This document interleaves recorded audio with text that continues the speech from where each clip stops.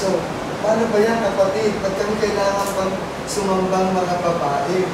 Hindi mo pala kami pwede magturo. Mga kapatid, hindi po sinasabi na ang mga kababaihan ay hindi pwedeng magturo. Pwede po kayong gumanap ng ilang mga responsibilidad liban lamang po doon sa pastoral oversight, tinatawag o pagtayo sa pulpito.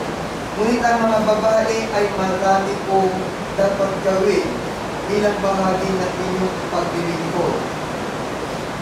Pupuntahan po natin ito.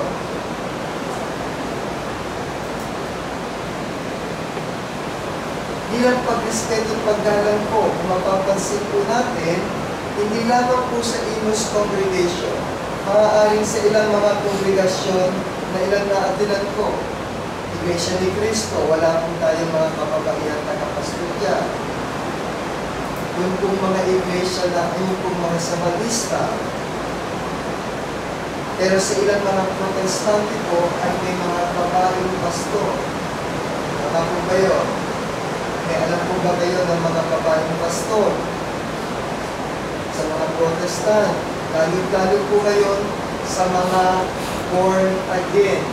Napakadami po mga kababaihan na siyang nangunguna linggo-linggo sa kanilang pagsamba. Sa tuwing sila ay may mga pagtitipon. Ngunit malinaw at malinaw po sinasabi sa unang Korinto 14:27 hanggang 36 kung paanong dapat sundin ang leadership structure sa loob ng isang local assembly. Sisimulan ko na po sa 34, pinaka-main core, dahil po yung 27 hanggang 33 po ay parang panimula. Sa 34, sinasabi po, ang mga babae ay magsitahigit sa mga iglesia sapagkat sila'y walang kapahintulitang mga salita, kundi sila'y pasakop gaya naman ng sinasabi ng kautusan. Malinaw po siguro ito. At kung ibig nilang maalaman ang anumang bagay, magtanong sila sa kanilang asawa sa bahay, sapagkat mahalay na ang isang babae ay magsalita sa iglesia. Brother, wala po akong asawa. Single po ako. Marami po tayong mga kapatirang lalaki, tagapagturo, na maaari nating pagtanungan kung sila po ay may mga nais ipaabot para sa kaliwanagan. Maaari din po kayong magbigay ng ilang mga katanungan at pag-aaralan po natin upang ito ay aming sagutin kung kayo may katanungan. Marami pong iba't ibang kaparaanan. Ngunit ang nais lamang po ay ang magkaroon ng isang sistematiko, mapayapa at maayos na kung saan ng proseso ng panambahan sa loob ng isang local assembly. Meron po kasi pagkakataon na kung minsan, alam po natin na ang ibang mga kababaihan. Ito po'y tinanong ko na rin po noon ng akong kating kabataan sa isang ministro natin dito. Kung bakit po minsan ay sa loob ng hindi natin na kakaroon ng pagkakataon, pagbigyan na makipagdebate ang isang tagapagturo sa tagapakinig. Unang-una po, sa pagsamba natin, kailangan ito ay maging kalugod-lugod sa ating harap, sa harapan ng ating Panginoon. May mga simbahan kasi po na nagdidebate sa oras ng pagsamba. Ang pagsamba po ay nauukol lamang para sa lilingkod at pagsamba sa ating Panginoon. Pero yung iba po kasi, ginagamit ang araw ng pagsamba para magkaroon ng pagtatalo. Yung pong mga tanungan ay bahagi po yun ng pag-aaral during the Bible study. Hindi po during the Bible message. Yung iba pong kumisa may matatalino, minsan may mga lawyers.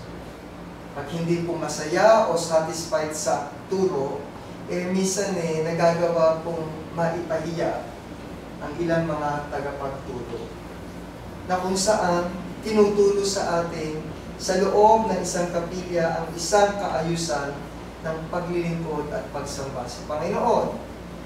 Kung sa panahon nagkaroon kayo ng hindi magandang pag-uusap, nasisira po yung tinatawag nating solid ng ating pagsamba sa Panginoon. Nakakapagpaligaw po ng kaluluwa sa ibang mga bahagi. Kung kaya tinuturo po dito, malinaw sa unang Korinto, upang magkaroon ng maayos, mapayapang paglilingkod sa bahagi ng pagsamba sa ating Panginoon, ang leadership structure that is proper in the local assembly. Malinaw po sa unang Korinto.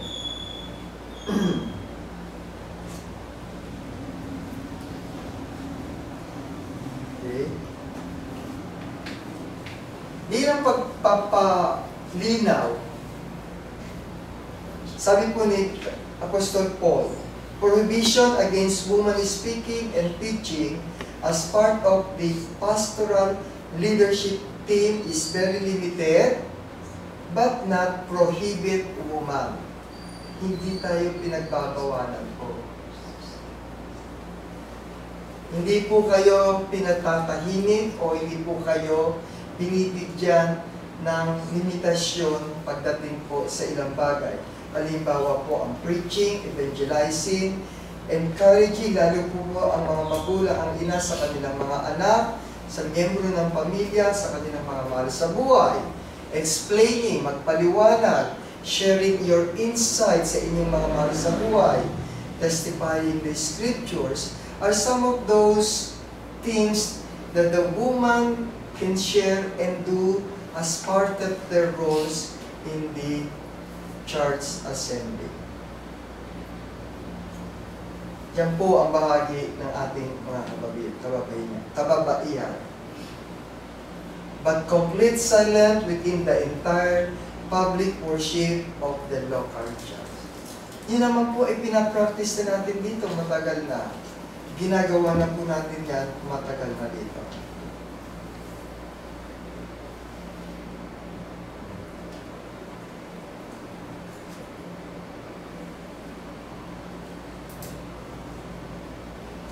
Bilang suporta pa rin po sa 1 Timoteo 2:12. Sabi po dito ni Timoteo, ngunit hindi ko pinahihintulutan na ang babae magturo ni magkaroon ng pamumuno sa lalaki, kundi ang tumahimik. So marami po tayo mga passages, chapter and verses, supporting the role of the woman in our assembly. Pero,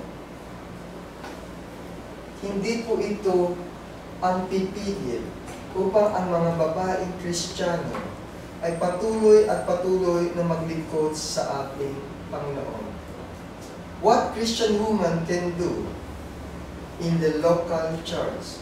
Marami po kayong pwedeng gawin.